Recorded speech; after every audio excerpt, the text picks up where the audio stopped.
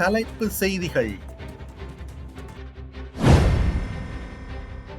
முன்னாள் எம்பிக்களின் ஓய்வூதியம் ரத்தாகும் நிலை. அரசியல் பழிவாங்கலுடனான கைதுகள் அரசாங்கத்திற்கு எதிராக அமையும் மஹிந்த ராஜபக்ச. அரச வைத்திய அதிகாரிகளின் பணிப்புறக்கணிப்பு இடைநிறுத்தம். நெடுந்தீவுக்கான படகு சேவைகள் புதிய நேர அட்டவணை. மருத்துவர்களை விட AI சிறந்தது எலான் மாஸ்க். இனி விரிவான செய்திகள். முன்னாள் நாடாளுமன்ற உறுப்பினர்களுக்குரிய ஓய்வூதியம் ரத்து செய்யப்பட்டால் 500 வரையான முன்னாள் எம்பிக்கள் ஓய்வூதிய கொடுப்பனவை இழப்பார்கள் என்று தெரிவிக்கப்படுகின்றது. முன்னாள் எம்பிக்களின் ஒன்றியம் இது தொடர்பான தகவலை வெளியிட்டுள்ளது என சிங்கள வார இதழொன்று செய்தி வெளியிட்டுள்ளது. ஓய்வூதிய கொடுப்பனவில் வாழும் முன்னாள் எம்பிக்கள் இந்த முடிவால் பாதிக்கப்படுவார்கள். சிலர் மருத்துவ செலவுகளை கூட கவனிக்க முடியாத சூழ்நிலை ஏற்படும் என்று மேற்படி ஒன்றியத்தின் செயலாளர் பிரேமசிறி தெரிவித்துள்ளார். எனவே ஓய்வூதிய கொடுப்பனவை அரசு ரத்து செய்யக்கூடாது எனவும் அது ஜனநாயகத்தை கேள்விக்குறியாக்கும் எனவும் அவர் சுட்டிக்காட்டியுள்ளார். அரசியல் பழிவாங்கல்களை முன்னிலைப்படுத்தி இடம்பெறும் கைதுகள் அரசாங்கத்திற்கு எதிரானதாகவே அமையும். மக்கள் மத்தியில் செயற்பாட்டு ரீதியிலான அரசியல் நடவடிக்கையில் ஈடுபடுங்கள் என முன்னாள் ஜனாதிபதி மஹிந்த ராஜபக்ஷ குறிப்பிட்டுள்ளார். ஸ்ரீலங்கா பொதுஜன பெரமுனவின் தொகுதி அமைப்பாளர் நியமனம் குறித்து பொதுஜன பெரமுனவின் பொதுச் செயலாளர் சாகர காரியவசம், முன்னாள் பாராளுமன்ற உறுப்பினர் ஜொன்ஸ்டன் பெர்னாண்டோ உட்பட பொதுஜன பெரமுனவின் உறுப்பினர்களுடன் நடைபெற்ற கலந்துரையாடலின் போதே முன்னாள் ஜனாதிபதி மஹிந்த ராஜபக்ஷ மேற்கண்டவாறு குறிப்பிட்டுள்ளார். இந்த சந்திப்பின் போது நாட்டின் தற்போதைய அரசியல் மற்றும் பொருளாதார நிலவரங்கள் குறித்து பொதுச் செயலாளர் சாகர காரியவசம் முன்னாள் ஜனாதிபதி மஹிந்த ராஜபக்ஷவுக்கு எடுத்துரைத்துள்ளார். இந்த சந்திப்பின் போது நாட்டின் தற்போதைய அரசியல் மற்றும் பொருளாதார நிலவரங்கள் குறித்து பொதுச் செயலாளர் சாகர காரியவசம் முன்னாள் ஜனாதிபதி மஹிந்த ராஜபக்ஷவுக்கு எடுத்துரைத்துள்ளார். நாட்டின் பொருளாதாரம் இந்த ஆண்டு இலக்கிடப்பட்ட வளர்ச்சி அடையாது என்று எதிர்வு கூறப்பட்டுள்ளமை தொடர்பில் முன்னாள் ஜனாதிபதி மஹிந்த ராஜபக்ஷ அதிருப்தி தெரிவித்துள்ளதுடன் அரசாங்கம் அரசியல் பழிவாங்கல்களுக்கு மாத்திரம் முன்னுரிமை வழங்குவது வெளிப்படையாக தெரிகிறது. இதற்கு சுயாதீன ஆணைக்குழுக்களை பயன்படுத்திக் கொள்கின்றது. அரசியல் பழிவாங்கல்களை முன்னிலைப்படுத்தி இடம்பெறும் கைதுகள் அரசாங்கத்திற்கு எதிரானதாக அமையும். மக்கள் மத்தியில் செயல்பாட்டு ரீதியிலான அரசியல் நடவடிக்கையில் ஈடுபடுங்கள் என அவர் குறிப்பிட்டுள்ளார். கட்சியிலிருந்து விலகிச் சென்றவர்களை மீண்டும் கட்சியுடன் இணைத்துக் கொள்வது தொடர்பில் இதன்போது விசேட கவனம் செலுத்தப்பட்டுள்ளதுடன் வெகு விரைவில் சாதகமான தீர்மானத்தை எடுக்கலாம் என்று பொதுஜன பெரமுனவின் பொது செயலாளர் சாகர காரியவசம் இதன்போது குறிப்பிட்டுள்ளார். பல கோரிக்கைகளை முன்வைத்து இன்று முதல் செயல்படுத்தப்படவிருந்த நாடளாவிய பணிப்புறக்கணிப்பை அரச வைத்திய அதிகாரிகள் சங்கம் தற்காலிகமாக இடைநிறுத்தியுள்ளது. வைத்தியர்களின் இடமாற்றம் உள்ளிட்ட பல கோரிக்கைகளை முன்வைத்து இந்த பணிப்புறக்கணிப்பை நடத்த திட்டமிட்டிருந்ததுடன் இன்று காலை 8 மணிக்குள் தமது கோரிக்கைகளுக்கு தீர்வுகள் வழங்கப்படாவிட்டால் அது நடைமுறைப்படுத்தப்படும் என்றும் தெரிவிக்கப்பட்டிருந்தது. அதன்படி சுகாதார அமைச்சருடன் நடைபெற்ற கலந்துரையாடலின் போது கிடைத்த நேர்மறையான மற்றும் ஆக்கப்பூர்வமான பதில்களை கருத்தில் கொண்டு நாடளாவிய பணிப்புறக்கணிப்பை அரச வைத்திய அதிகாரிகள் சங்கத்தின் நிர்வாக குழு இடைநிறுத்தியுள்ளது. நெடுந்தீவுக்கான போக்குவரத்து இடர்பாடுகளை குறைக்கும் முகமாக கடந்த திங்கட்கிழமை முதல் வீதி அபிவிருத்தி அதிகார சபையின் நெடுந்தீவு குறிக்கட்டுவான் இடையேயான படகுகள் சேவை பரிச்சார்த்தமாக அதிகரிக்கப்படுகின்றது.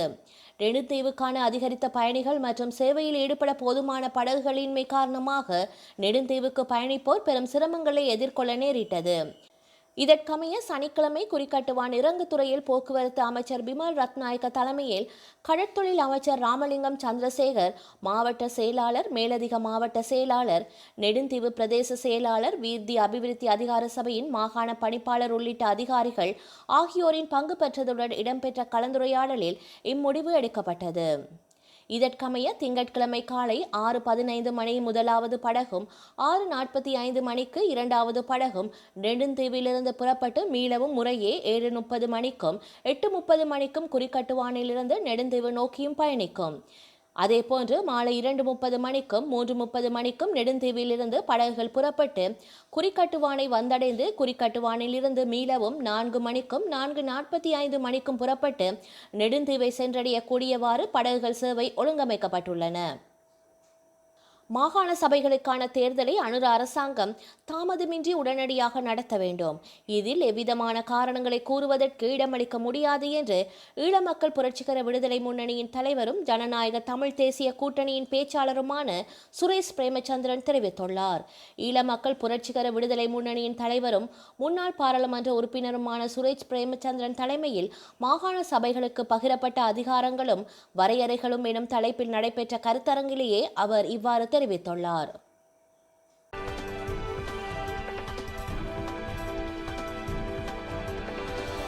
காசாவில் இஸ்ரேல் நடத்தி வரும் தாக்குதல் தொடர்பான ஐநா பாதுகாப்பு சபையில் விவாதம் நடைபெற்றது.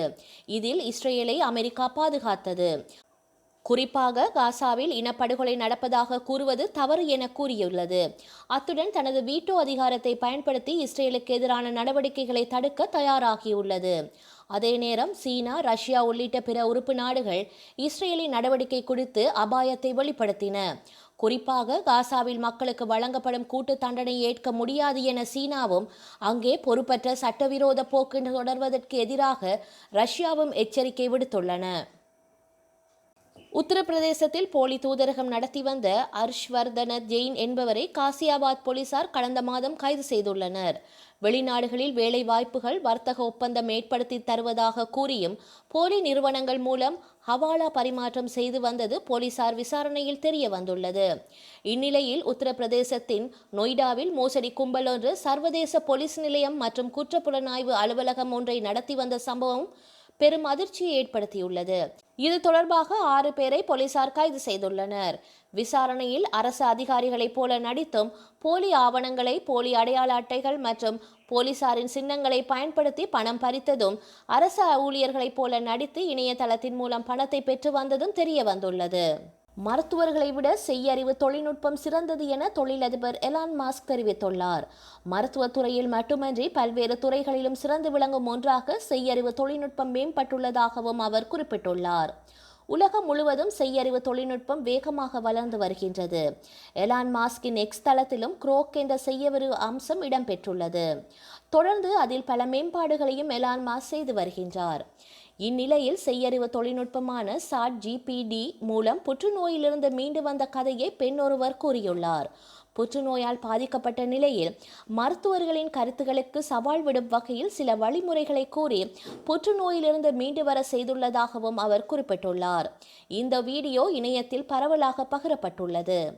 மருத்துவர்களுக்கும் செய்யறிவுக்கும் இடையே மறைமுகமான போரின் தொடக்கமாக இது மாறியுள்ளதாக பலர் கருத்துக்களை பதிவிட்டு வருகின்றனர்.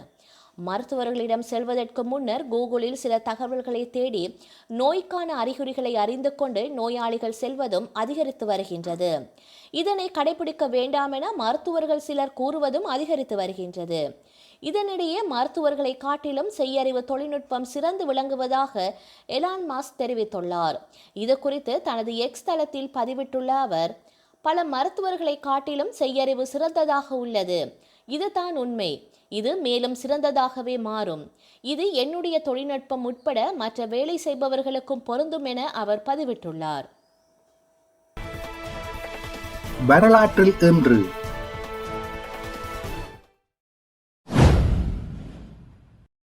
1812 இலங்கையில் பேராதனை தாவரவியல் பூங்கா அமைக்கப்பட்டது. 1954 கன்னியாகுமரி மற்றும் செங்கோட்டை மாவட்டங்களை தமிழ்நாட்டுடன் இணைக்கும் போராட்டத்தில் பங்கு பெற்றிய 16 தமிழர்கள் படுகொலை செய்யப்பட்டனர். 2006 யாழ் குடாநாட்டையும் இலங்கையின் தென் பகுதியையும் இணைக்கும் A9 நெடுஞ்சாலை காலவரையின்றி மூடப்பட்டு யாழ் மக்கள் குடாநாட்டுக்குள் முடக்கப்பட்டனர். 2012 கிழக்கு அசர்பைஜானில் தார்ப்சீஸ் நகருக்கருகில் இடம்பெற்ற நிலநடுக்கத்தில் குறைந்தது 300 பேர் உயிரிழந்தனர், 3000 பேர் வரை காயமடைந்தனர். செய்திகளை உடனுக்குடன் தெரிந்து கொள்ள உடனே சப்ஸ்கிரைப் செய்து பெல் பட்டனை கிளிக் பண்ணவும். மேலதிக செய்திகளை தமிழ் தாய் இணையதளத்தில் பார்வையிடலாம்.